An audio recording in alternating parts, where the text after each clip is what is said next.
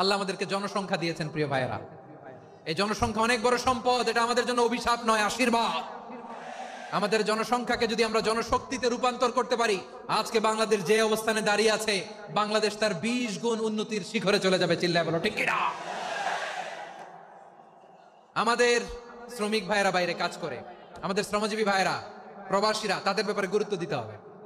আমাদের শ্রমের দাম সবচেয়ে কম, সবচেয়ে কম। তারা এম্বাসিতে গুরুত্ব পায় না, এয়ারপোর্টে গুরুত্ব পায় না। এই সরকার অবশ্য তাদেরকে অনেক গুরুত্ব দিচ্ছে।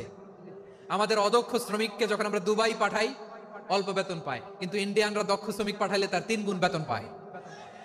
আমরা আমাদের শ্রমিকদেরকে অদক্ষ ভাবে আর পাঠাতে চাই না, দক্ষ শ্রমিক পাঠিয়ে আমরা রেমিটেন্সের বন্যা বইয়ে দেব। আমাদের শ্রমিকদের পাঠানো রেমিটেন্সের টাকায় সচল থাকে আমার দেশের অর্থনীতির চাকা। তাদেরকে সবচেয়ে গুরুত্ব দিতে হবে। আমরা পেয়েছি ফ্রিডম ফাইটার, মুক্তিযোদ্ধা, আর আমার প্রবাসী ভাইরা হচ্ছে রেমিটেন্স ফাইটার। জোরে বলো ঠিক কিনা?